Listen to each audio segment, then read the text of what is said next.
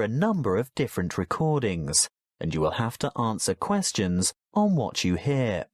There will be time for you to read the instructions and questions, and you will have a chance to check your work. All the recordings will be played once only. The test is in 4 sections.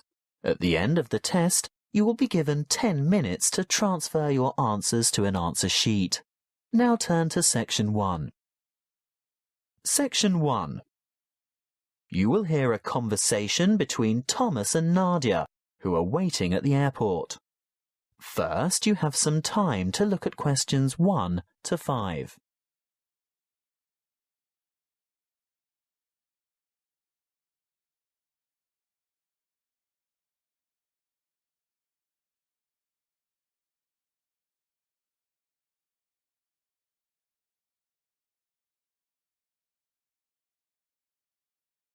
You will see that there is an example that has been done for you.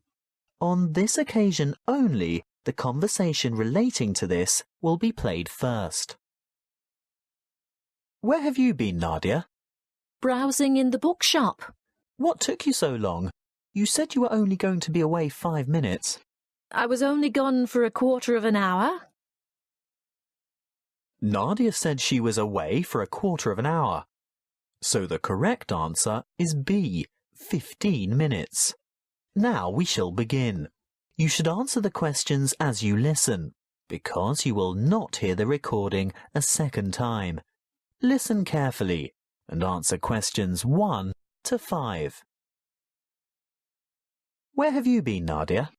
Browsing in the bookshop. What took you so long? You said you were only going to be away 5 minutes. I was only gone for a quarter of an hour. Well, it seemed much longer than that. Did you buy anything? I was tempted to get the latest novel by Dan Brown, but it's quite heavy, and I'd have to carry it around with me. If I could have found a crossword puzzle book, I'd have bought it. But in the end, I was attracted to a front-page article in today's issue of the New York Times. Is that all you bought, then? Yes. Look, why don't you read the business section while I catch up on the news, and then we can swap? I'd rather have the entertainment section. Are you looking for anything in particular? I just thought they might have a review in there of that new play that opened on Broadway yesterday. The drama about the awfully cruel pirate? Oh, I'd forgotten about that. I wonder how good it is. Actually, I was thinking of the new comedy, the one about the physician. Dr. Hunter. That's the one.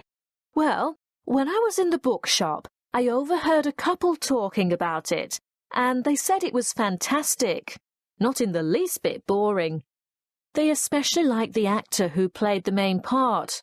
Very smooth, apparently. Lots of fun, then? Well, according to those two, they thought it was hilarious. Ooh, we'll have to make a point of seeing it when we get back. Definitely.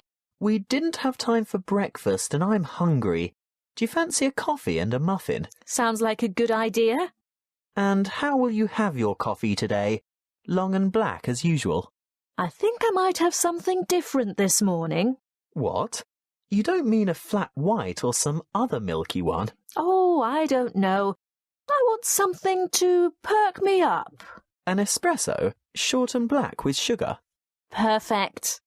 Will that be with a chocolate muffin or a berry muffin? I'll try to stay off chocolate. The berry sounds healthier. And I'll have a plain one with butter. Won't be long.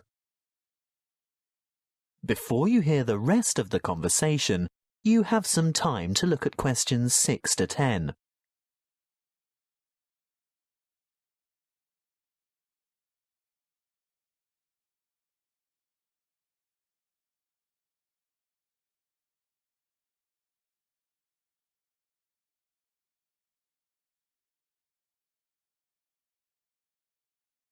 Now listen and answer questions 6 to 10.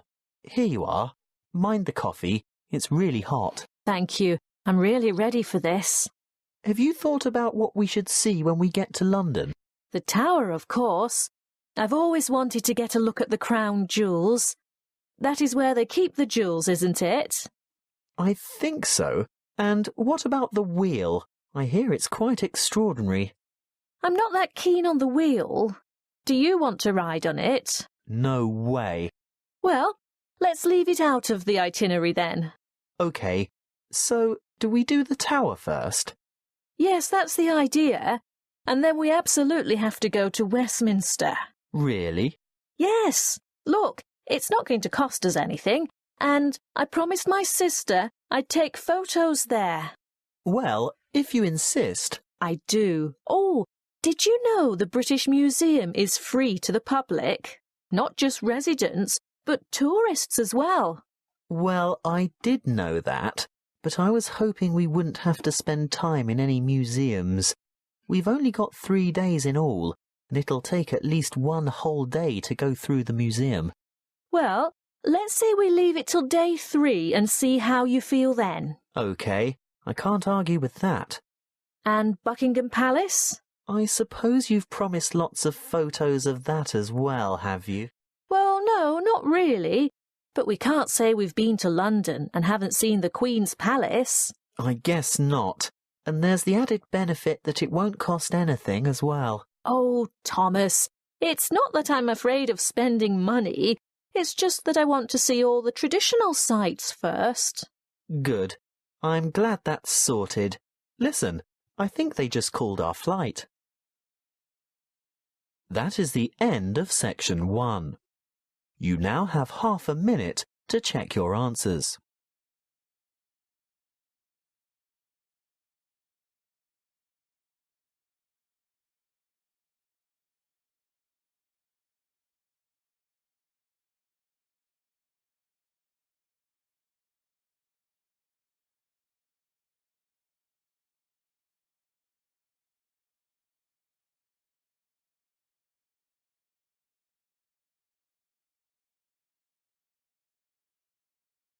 Now turn to Section 2. Section 2. You will hear a tour guide talking to a group of visitors at a museum. First, you have some time to look at questions 11 to 15.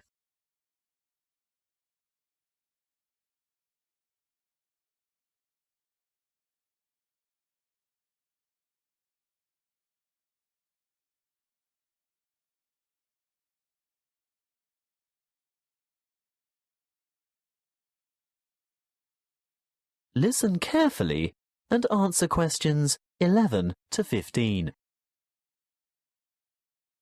Welcome to the museum. Before we go inside, I'd like to remind you of 1 or 2 things. Firstly, you'll be pleased to know that admission is free to all visitors, so explore at your leisure, and if you can't take it all in today, you can come back again and again without any charge at all. Opening hours are from 10 a.m. to 5:30 p.m. most days, but the museum closes a little later on Thursday and Friday evenings. There are new multimedia guides available in 10 languages. They can be picked up from the desk in the covered courtyard for £4.50, and you can have it with you all day, from opening time in the morning until half an hour before closing. But you will need to produce ID. A passport, driver's licence or national identity card are all acceptable. These multimedia guides have audio commentary as well as images and an interactive map for easy navigation. They're simple to operate, and you will get a more detailed insight into many of the objects in the various galleries.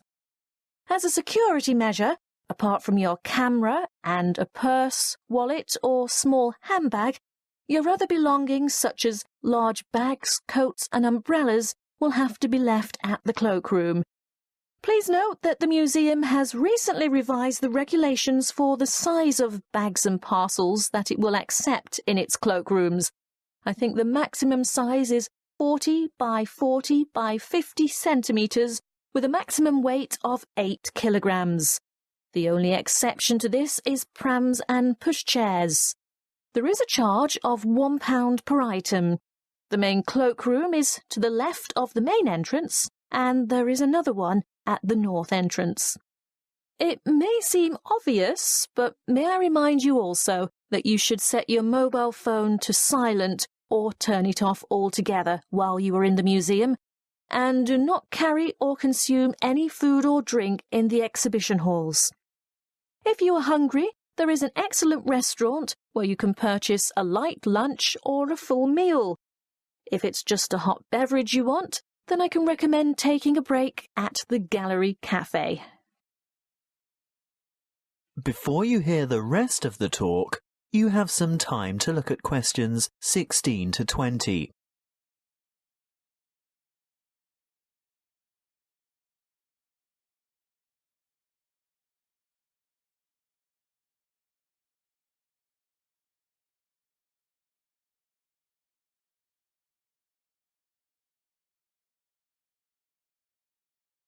Now listen and answer questions 16 to 20.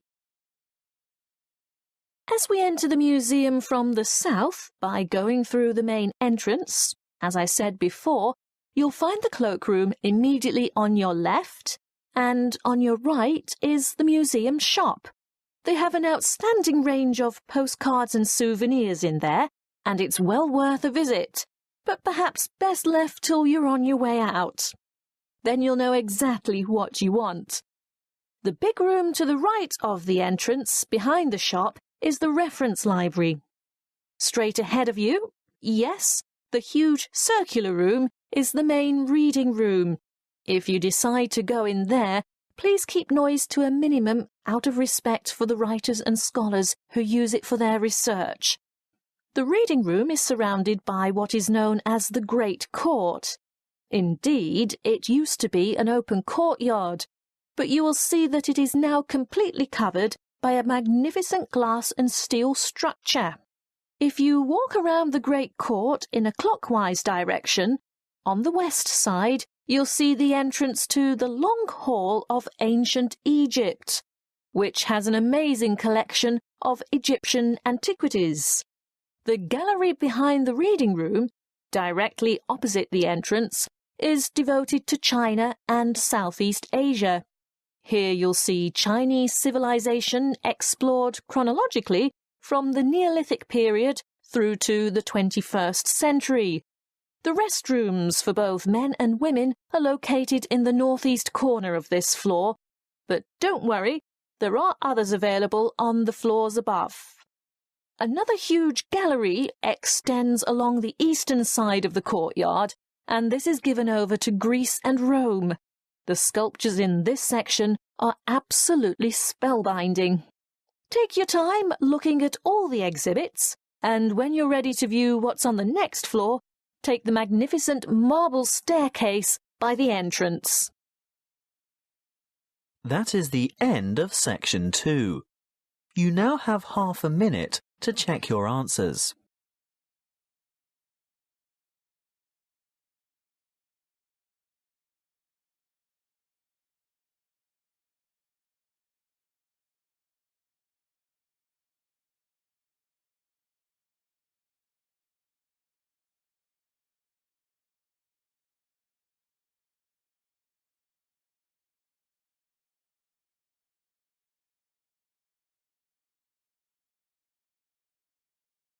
Now turn to section 3. Section 3. You will hear a conversation between a lecturer and a psychology student asking for advice about research methods. First, you have some time to look at questions 21 to 25.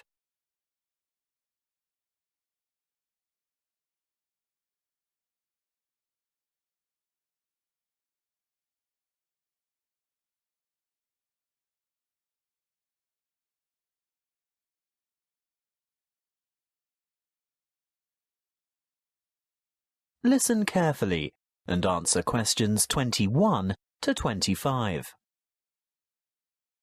Good morning. Now, what is it you want to discuss today?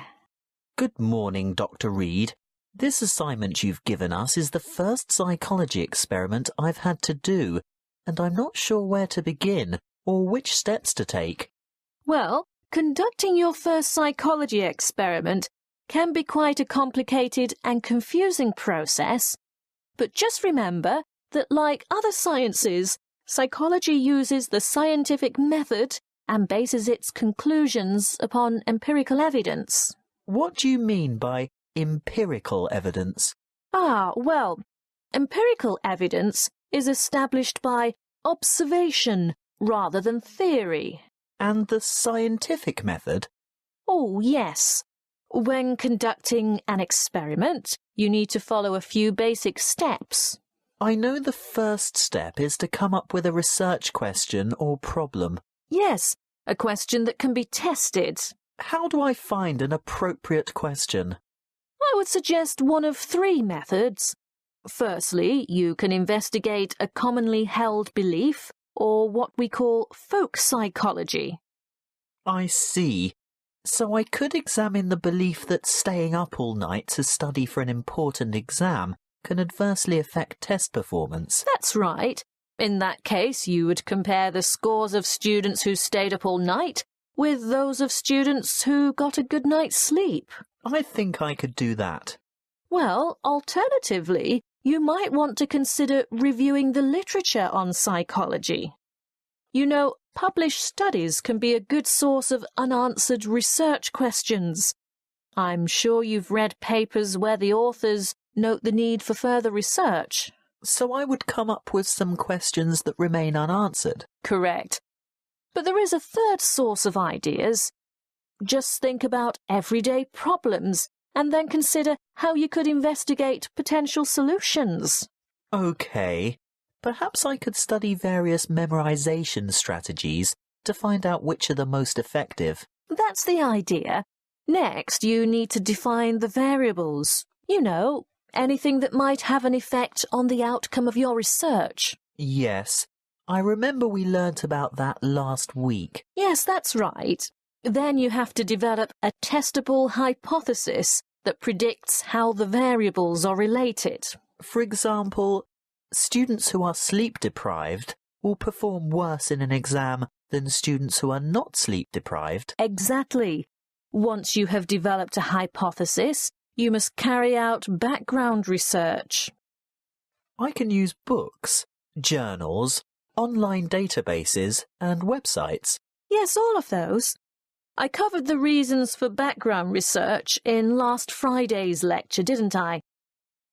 What you have to remember at this stage is to take careful notes and generate a bibliography of your sources.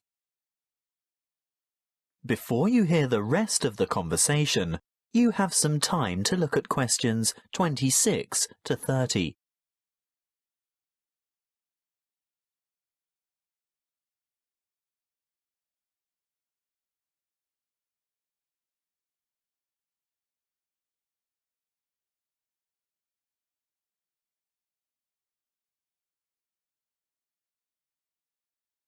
Now listen and answer questions 26 to 30. OK, I've got that. Then I'm ready to develop an experimental design. Well, again, you have a choice. There are three basic designs, and each has its own strengths and weaknesses. The pre-experimental design does not include a control group, so there is no comparison. What we call a quasi-experimental design does incorporate a control group, but there is no randomization, whereas a true experimental design has both control groups and random assignment to groups. You've also told us about standardization of procedures. Is this where that comes in? Being sure to compare apples to apples? Absolutely. Going back to your sleep deprivation example, the same exam would have to be given to each participant in the same way at the same time, etc. Got it. When selecting subjects, you need to consider different techniques. If you were to go through with your sleep deprivation experiment, you would need to ensure that your experimental and control groups were standardized. That is, all third-year accounting students, for instance. A simple random sample involves choosing a number of participants from a group of similar people. On the other hand, a different kind of study might involve a stratified random sample, where participants are randomly chosen from different subsets of the population. You mean subsets with distinctive characteristics, like age, gender, race, socioeconomic status, and so on? Precisely. Then the next step is to actually conduct the experiment and collect the data. Then I have to analyse the data. I'll be dealing with the statistical methods for analysing data in next week's lecture. Oh, good. I guess all that's left then is to write up the data. Yes, communicating your results is important, and in the next couple of lectures, I'll be covering the format and structure of a psychology paper and tips for writing each section. Thank you, Dr. Reed. I feel much more confident in getting started now. Thank you for taking the time to see me. That is the end of section 3. You now have half a minute to check your answers.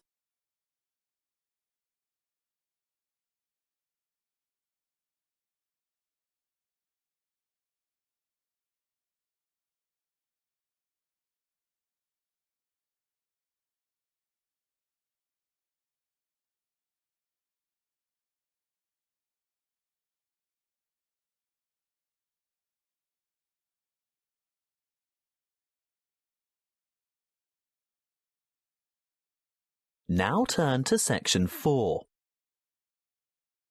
Section 4. You will hear a lecture on the production and trade of rice. First, you have some time to look at questions 31 to 40.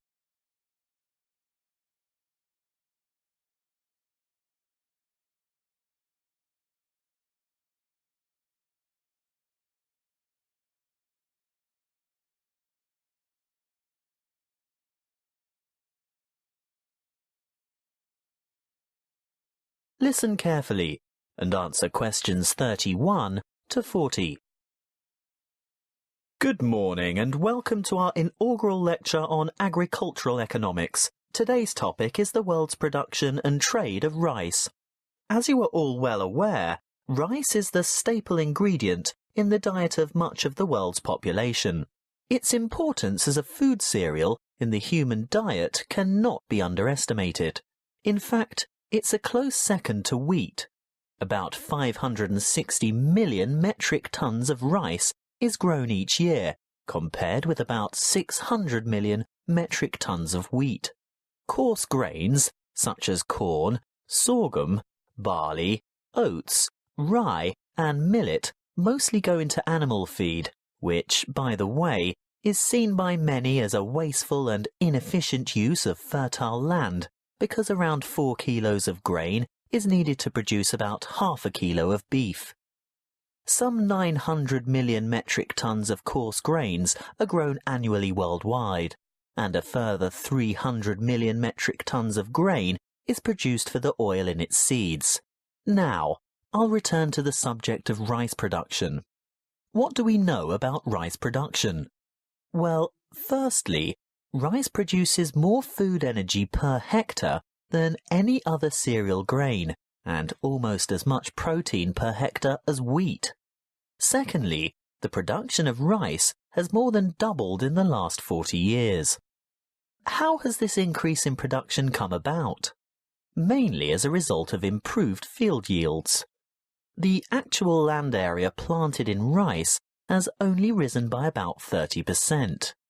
As you know, rice is primarily grown in flooded fields, and therefore cultivation area is restricted by the sort of soil and the availability of water. Although rice can be grown on dry land, it is essentially after all a type of grass. The yields and quality in this case are much lower, and other grasses and weeds can easily overtake the rice. As yet, there are no herbicides that can selectively kill other grass types without killing the rice. Much of the world's rice is still grown and cultivated by hand, because for mechanized farming, the land must be able to be drained and hold heavy equipment. Of the total rice production, It's no surprise to learn that the greatest proportion by far is grown and consumed in Asia. You will see from the chart that the leading producers of rice are China at around 39%, followed by India with a quarter of the total. Indonesia produces almost 1/10, and other countries like Bangladesh, Vietnam, Thailand, Japan and Brazil grow another 25, almost 26% of the total. As I said before, most rice is consumed in the countries where it is grown. That means that very little rice is actually traded, and for this reason, the market price is very volatile. That is the end of section 4. You now have half a minute to check your answers.